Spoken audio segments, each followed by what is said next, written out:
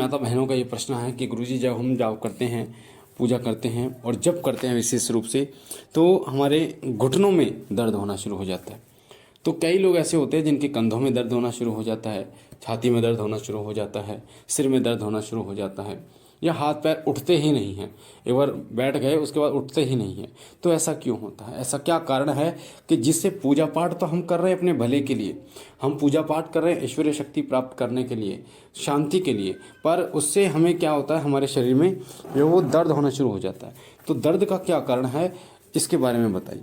तो वीडियो को ध्यान से सुनिएगा बारीकी से, ताकि आपको ये चीज़ें समझ में आए, क्योंकि अधिकतर लोगों को ये पता ही नहीं होता कि पूजा करते समय ऐसा बार बार आपके साथ क्यों हो रहा है। आप इसको क्या समझते हैं, क्या संकेत है ये, इसको समझ ही नहीं पाते। तो बहुत बारीकी से मैं आपको इन चीज़ों के बारे में बता रहा हूँ। और अगर आप पहली बार हमारे चैनल पे हैं तो शिव कृपा परिवार से जुड़ने के लिए, हमसे जुड़ने के लिए वीडियो के नीचे जो लाल कलर का बटन है उसे दबाकर चैनल को सब्सक्राइब कीजिए। साथ ही आपके सीधे हाथ पे जो बेल आइकन है, घंटे का निशान है, उसे दबाइए, ताकि जो भी जानकारी हम डालें पूजा पाठ भक्ति से जुड़ी, वो सबसे पहले आपको प्राप्त हो। देखिए, जब आप पूजा पाठ करते हैं और अगर आपके शरीर में कोई प्रेत बैठा है, दर्द उन्हीं के बढ़ते हैं, दर्द उन्हीं के शरीर में होते हैं जिसके शरीर में कोई प्रेत बैठा होता है। प्रेत अलग अलग जगह पर बैठा होता है आपके शरीर में। कभी वो आपके कंधों पर बैठा होता है, किसी के घुटनों पर बैठा होता है, किसी के जो नाभि होती है, अधिकतर जो माता बहनों की नाभि होती है ना, नाभि पेड़ू, उसके नीचे बैठा होता है। जो गंदे प्रेत होते हैं या फिर जो चुड़ैल होती हैं, गंदी होती हैं, वो हमारे नाभि से नीचे बैठती हैं, मतलब माता बहनों के, और वहाँ पर परेशानियाँ उत्पन्न करती हैं। बच्चे को ख़राब करना, वहाँ पर दर्द करना, इस प्रकार की परेशानियाँ वो खड़ी करती हैं। तो प्रेत की जो जगह हैं वो अलग अलग होती हैं और वो इन्हीं जगहों पर बैठता है। जैसे मैंने आपको बताया, कंधे पर बैठ जाएगा, गर्दन पर बैठ जाएगा, सिर पर बैठ जाएगा, और उसके बाद में आपके घुटने पर, पेट में बैठ जाएगा, कमर पे बैठ जाएगा, ठीक है, पैरों में बैठ जाएगा, चलने नहीं देगा आपको कुछ सोचने नहीं देगा, आप कुछ करेंगे, करना कुछ और चाहेंगे, करवाएगा कुछ और। तो इस प्रकार से वो आपकी बुद्धि को करके रखता है। अब होता क्या है, जब आप पूजा पाठ करते हैं तो सकारात्मक शक्तियाँ आपकी तरफ आकर्षित होती हैं।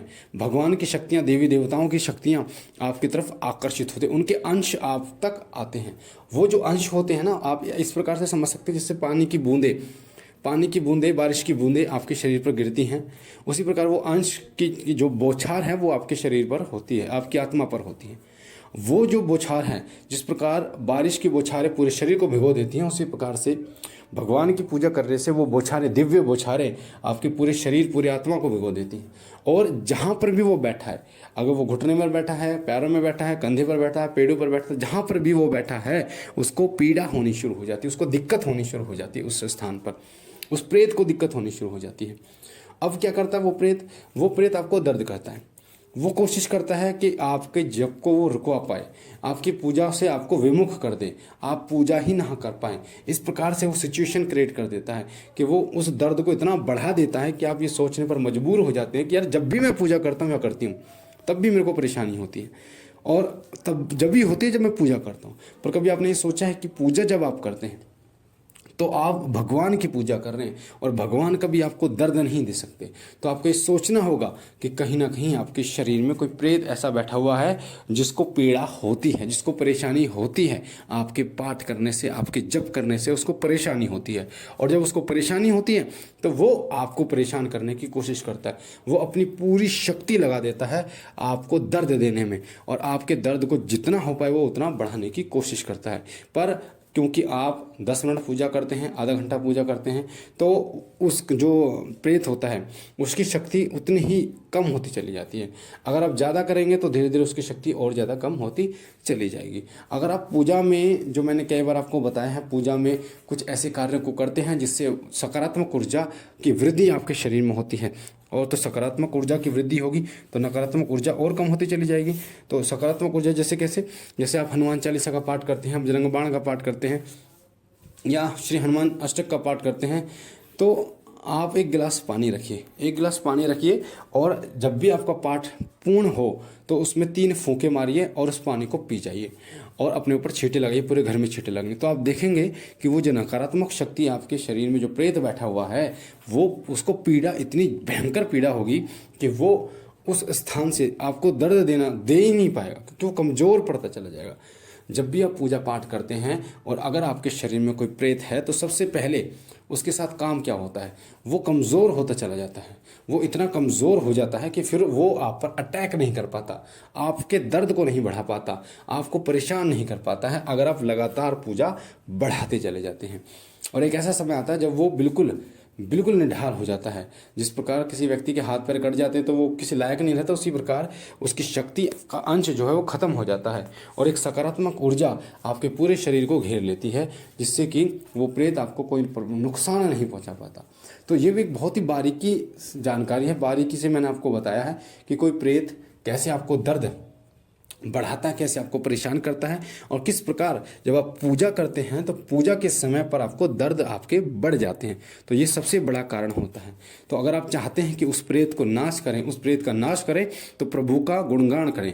करना क्या है आपको, सुबह शाम आप पूजा करते हैं, आप आधा घंटा पूजा कीजिए, 1 घंटा की, जितना ज़्यादा करेंगे उतना आपके लिए बेहतर होगा। और मानसिक जप करें, जो मंत्र आपके इष्ट से जुड़ा मंत्र है, चाहे आप भगवान शिव की पूजा कर रहे हैं तो ओम नमः शिवाय मंत्र का मानसिक रूप से जप करें। कुछ भी आप कर रहे हैं, आप खा रहे हैं, पी रहे हैं, कुछ भी कर रहे हैं, आप मानसिक जप कीजिए उसका, चलते फिरते मानसिक जप कीजिए उसका।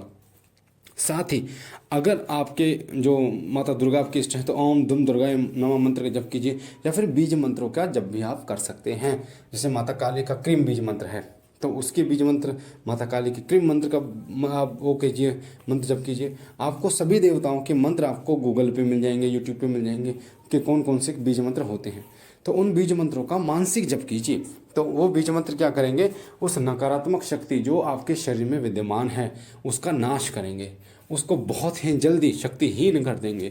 शक्तिहीन का मतलब होता है कि वो शक्ति चाहकर भी आपका बुरा नहीं कर पाएगी, आपके परिवार का बुरा नहीं कर पाएगी, वो चाहकर भी आपको कोई दुख नहीं दे पाएगी, आपको परेशान नहीं कर पाएगी। और धीरे धीरे उस शक्ति के अंश खत्म होने शुरू हो जाएंगे। अंश मैंने आपको बता दिया, अंश क्या होता है। जैसे उदाहरण के लिए मैं बता दूं कि छोटे छोटे टुकड़ों से, पज़ल का नाम आपने सुना होगा, छोटे छोटे टुकड़ों से एक पज़ल बनती है। तो पज़ल जो है फिर वो एक आकृति बन जाती है। तो वो जो छोटे छोटे टुकड़े हैं वो अंश होते हैं।